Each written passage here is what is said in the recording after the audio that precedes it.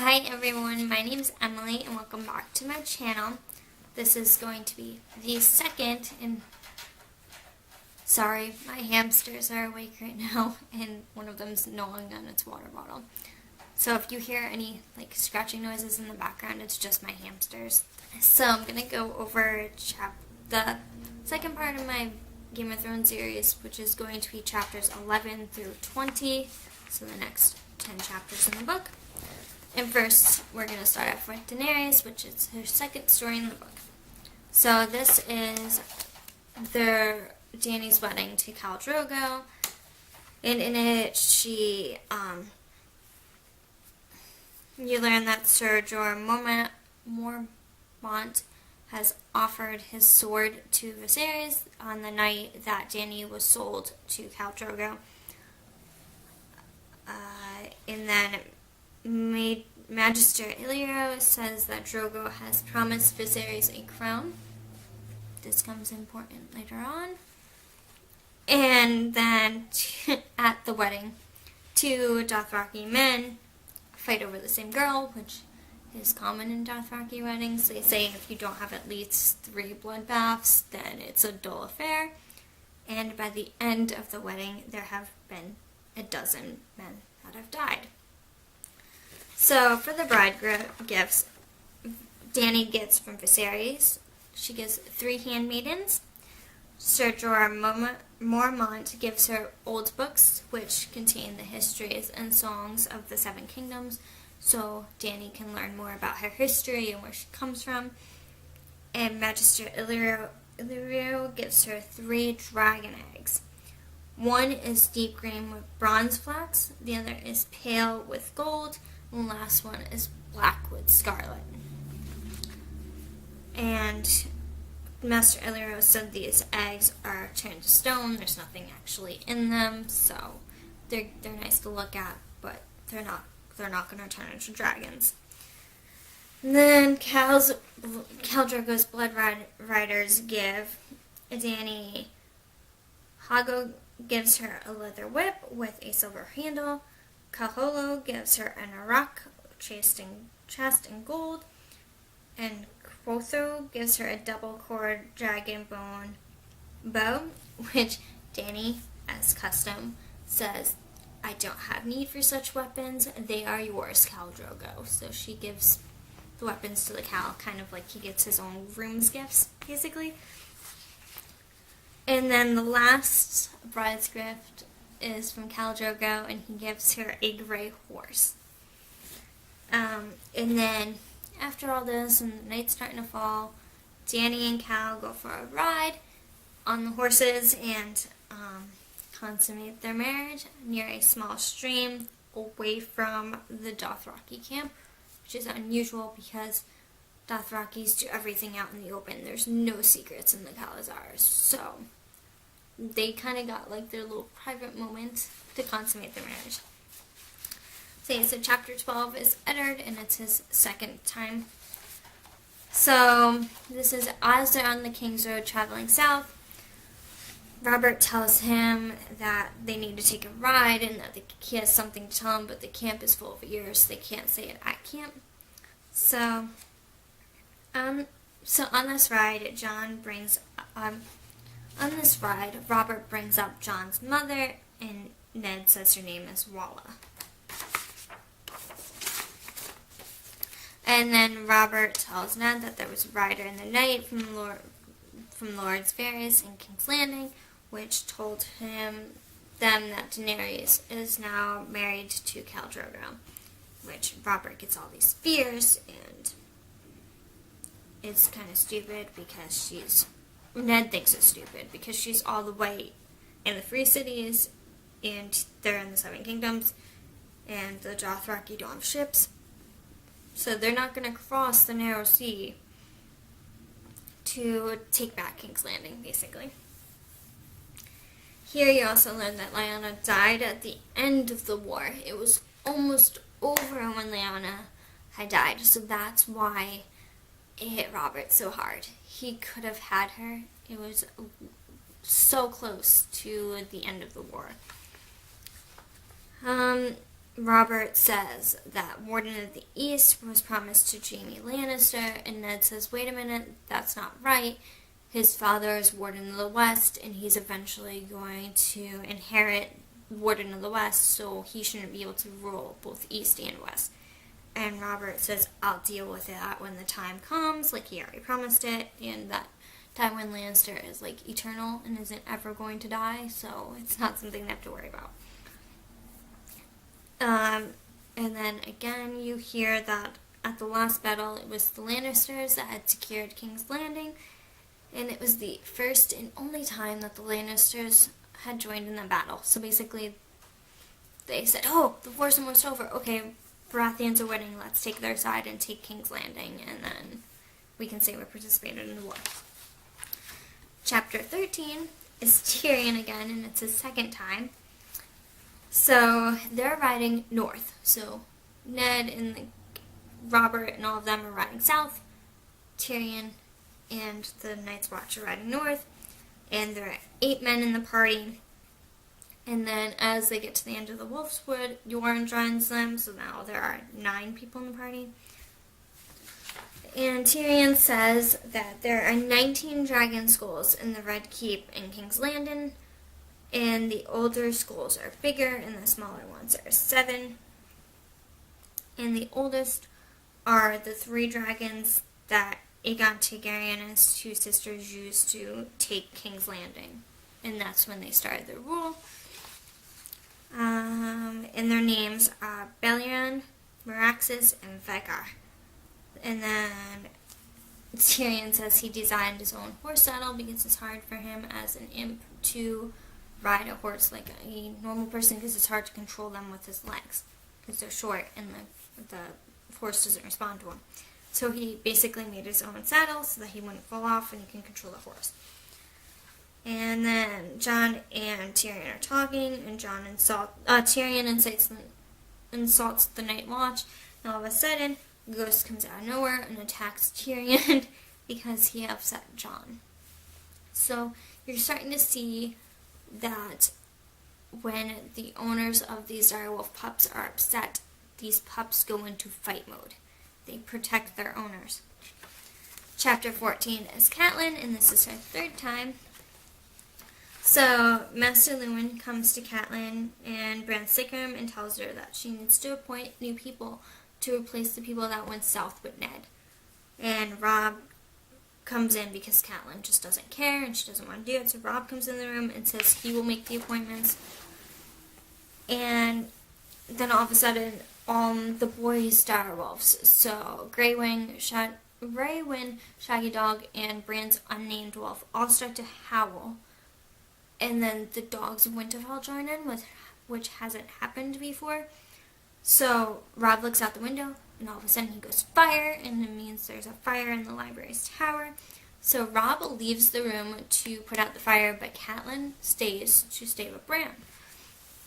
And then all of a sudden, an unknown man comes into the room and says that Catelyn shouldn't be there, it's not part of the plan. So the man had come to kill Bran. And Catelyn tries to scream, but the man covers her mouth. And so she bites down on his... he covers her mouth and puts the dagger to her windpipe that he's carrying. So Catelyn grabs the knife with both of her hands and tries to push it away from her neck. And then she bites into the man's palm that's covering her mouth. So just then, Bran's wolf enters the room and jumps on the guy and rips out his throat and kills him.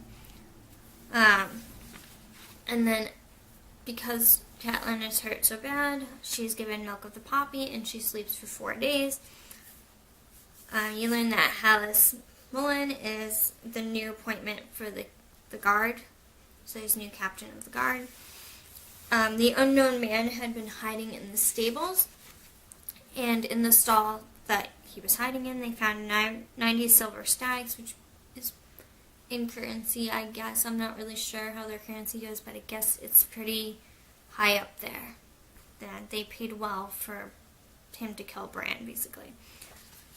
And they learned that the dagger was made of Valyrian steel, and it had a dragonbone hilt. So Catelyn tells Robb Rob, Theon, Master Lewin, and Sir Roderick about how Lysa thinks the Lannisters had murdered Jon Arryn, and that Catelyn thinks Bran was thrown from the tower and didn't fall because he had never fallen before. He was very sure-footed. So then Catelyn says that she needs to go to King's Landing and find out who owns the dagger, who tried to kill her son. And Sir Roderick says that he will accompany her because the King's Road is not good for a woman to travel alone. And Catelyn says they're not going to take the King's Road, they're going to take a ship to King's Landing. And then it goes to chapter 15, which is our first time hearing from Sansa. So Sansa, Septa, Mordane, and Arya are invited to go in the wheelhouse with the Queen and Princess Myrcella for the day. Sansa does not know Joffrey, but she says she loves him anyway. And then Arya says she's not riding in the whalehouse because she doesn't want to, and that she and Micah, who is the butcher's boy, are going to look for Rhaegar's rubies in the ford. And this is also where you learn that Micah is 13 and that he's several years older than Arya. Arya is 9, I believe. So she's asking a 13-year-old to play swords with her. And then Arya says that she doesn't like the Queen, so it doesn't matter if she's in the whalehouse or not. She doesn't want to do it. Sansa starts crying because the knights are afraid of her direwolf. Like, people are afraid of her direwolf, and it gets her uncomfortable, and she's crying and upset about it. And also, Illian Payne had scared her, who is the, basically, like, royal beheader. He carries out, like, the executions for the king. So Cersei kind of, like, nudges Joffrey and is like, go to Sansa, like, comfort her. So Joffrey comes over and he comforts her and he tells the knights that the wolf is just Sansa's pet, not to be afraid of him. And then you meet Renly Baratheon, who's the Lord of Storm's End, and the counselor to the king, and he's also Robert's younger brother. So Robert had Cersei postponed Sansa's stay with Princess Myrcella because of the knights arriving and she has business to attend to. So Joffrey says he will entertain Sansa for the day. So they go out for a ride and they're just enjoying the nice country, and then they hear wooden clacking. So Joffrey's like, let's check it out, and Sansa's like, I really don't want to, but Joffrey insists, so they go and check it out. And the wooden clocking was Arya and Micah playing with wooden sticks, like they're fighting with swords. So Joffrey tells Micah to fight him because he's okay with fighting a girl, so why can't you fight him? And Joffrey cuts Micah's cheek open, and they get in, like, fights and stuff, so Nymeria bites Joffrey's arm. Nymeria is Arya's direwolf. And after that altercation, Arya gets mad and she throws Joffrey's sword, Lion's Tooth, into the river. And then you come to chapter 16, which is Eddard. You learn here that Arya has been missing for 4 days and that Jory has found her. But when they came to the gate, it was Lannister men on the gate and they had informed the Queen. So Arya was brought straight to the king instead of her father. Ned, so this upsets Ned. He was like, why isn't my daughter brought to me? Like, this isn't right. So he goes to the audience chamber where they're meeting, and Joffrey told everyone that Arya and Micah had beat him with clubs and that Arya sent his wolf on him. That Arya said, Nymeria, attack him, but she didn't. Nymeria just did it because Arya was upset. Same as when Jon's direwolf Ghost had attacked Tyrion because Jon was upset. So Sansa was called in because she was a witness, and she says she cannot remember what happens, which puts Arya into, like, this really, like, how could you mode, and she hops on her sister and calls her a liar, because obviously Sansa did remember. She just didn't want to upset Joffrey because she's supposed to marry him, but Arya's like, you're my sister, like, how could you? And then the king says, okay, Ned, I'll punish Joffrey, you punish Arya, and that's the end of it. But Cersei says, what of the direwolf? That was involved too, but the direwolf is missing. So Cersei offers a reward for Nymeria's pelt, and then Robert says, the kingdom's not going to pay for that, so it has to be in Lannister gold. But instead, they decide to kill Sansa's wolf for the crimes that Arya's wolf had committed. So Ned tells Robert if it needs to be done, then Robert should do it himself. But Robert leaves without answering him. And then Ned says that I will kill the wolf because it's of the north and deserves better. So Ned tells Jory to have 4 men bring the wolf, like, pelts back up north so that she can be buried up north, because he doesn't want Cersei to get a hold of this pelt. Like, it's not right. So he says she's of the north, she's going to stay in the north. And then Clegane comes back from his search for Arya. He hadn't found Arya because Jory found her, but he did find Micah, and he rode him down and killed him. So Arya was treated nicely because she's Lord's daughter, whereas Micah, who is a common boy, was just flat out killed. And then you come to chapter 17, which is Bran, which is his dream. So it starts off with him falling, and a voice keeps telling him to fly, and you find out that the voice is a crow. And then the crow says Bran needs to live because winter is coming. The Stark words. It says the Stark's words. And then Bran sees that the crow has a third eye right here on its forehead. So later on, like in the dream, the crow pecked a spot right here on Bran's forehead, right where the third eye would be. And then Bran wakes up. Like, as soon as he gets pecked in the head, he wakes up all of a sudden. And he decides to name his direwolf Summer. So now everyone's direwolf has a name. Rob's is Greywind, Sansa's is Lady, but Lady is killed. Arya's is Nymeria, and Bran's is Summer, Rickon's is Shaggy Dog. Then you come to chapter 18, which is Catelyn's 4th time. And this is when Catelyn arrives in King's Landing, and you've learned that she can't bend the last 2 fingers on her left hand, and that she's never going to be dexterous again in her hand. And then you learn that Lord Baelish got his nickname Littlefinger from Catelyn's brother Edmure when they were children at Riverrun. And Littlefinger had loved Catelyn while at Riverrun and had fought Ned's brother Brandon for her hand in marriage. He lost. And then Catelyn's father had sent Littlefinger away from Riverrun. Said, like, you can't be a ward here anymore. So Sir Roderick tells Catelyn that she should not enter the castle because it's not safe. So instead, Sir Roderick will go bring King's Landing Master at Arms to her. And they go to an inn. Sir Roderick leaves her and saying he'll be back before nightfall. Catelyn decides to take a nap, but she awakes to someone knocking on the door saying, "Open in the name of the king." So they learn. She opens it, and it's 2 guards from the city watch, which Littlefinger had sent to bring her to him. But they don't. The city's watch doesn't know who Catelyn is. They just know she's some woman that Littlefinger said needs to be brought to me. So it was Lord Varys who told Littlefinger that Catelyn was in King's Landing. You learn that the Tully's words are family, duty, honor. And Lord Varys asked Catelyn to show them the dagger. And Littlefinger says the dagger is his, but he lost it to Tyrion in a tourney recently. Then you come to chapter 19, which is Jon's 3rd chapter.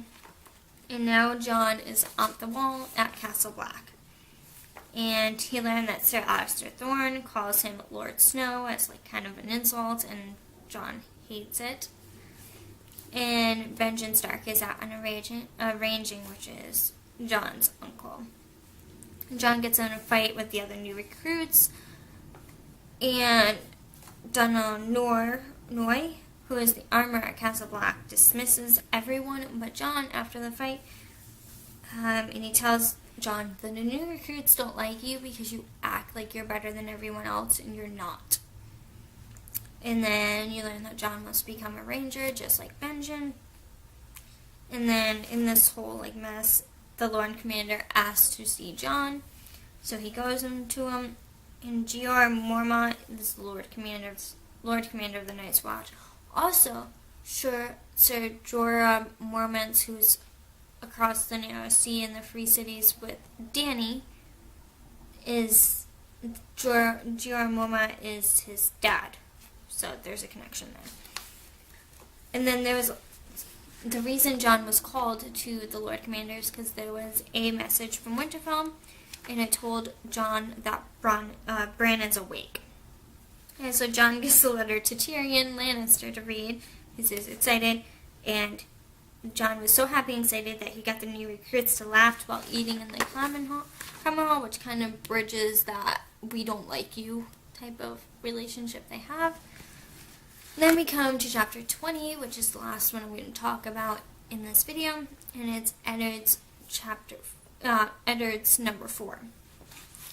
So you learn that Grand Maester Pycelle had called for an urgent meeting of the small council as soon as Ned enters King's Landing. He's been on the road all this time, he's just tired, he wants to change of clothes, wants to relax, and they say, nope, we're going to call a meeting. So you learn here that Stannis Baratheon is also a member of the small council, but he is in Dragonstone currently because he left as soon as King Robert left to go to Winterfell. The king told the small council there is to be a tournament in the honor of Ned being Hand of the King. Littlefinger says the treasury has been empty for years, and they owe the Lannisters 3 million dragons, and 3 million to Lord Tyrell, the Iron Bank of Bravos, several Tyrashi trading castles, and the Faith. So they owe people a total of 6 million in debt. So Ned, after learning that there's 6 million in debt, he dismisses the small council. And then Littlefinger tells Ned to come with him. So he brings Ned to a brothel where Catelyn is waiting. And it turns out that Littlefinger owns the brothel, so it's easy to arrange, and it's someplace that people won't look for Catelyn. And Catelyn tells Ned about the unknown man that tried to kill Bran and shows him the dagger, because up to this point, Ned had been with the king on the King's Road, and it was too risky for her to send a message with a bird. And then Ned tells Catelyn she has to return to Winterfell and take care of the boys. They need to be protected. And then Ned tells Catelyn to send word to Haman Tallheart and Galbert Glover and tell them to raise 100 bowmen each and to fortify Moat Cailin. Lord Mandray is to strengthen and repair all his defenses at White Harbor. So basically, Ned is preparing the North for a war. He wants to make sure that his bannermen are strong and ready for this fight. And Ned also tells Catelyn that she needs to keep an eye on Theon Greyjoy, because if it comes to a war, Ned is going to need Theon's father to help fight on the north side. So Catelyn needs to watch over Theon and make sure that he's getting treated correctly so that Balon Greyjoy will want to help the Starks, basically. So that is everything that happened in chapters 11 through 20 in Game of Thrones. And I hope to continue the series and see you guys in my next video. Thanks for watching. Bye!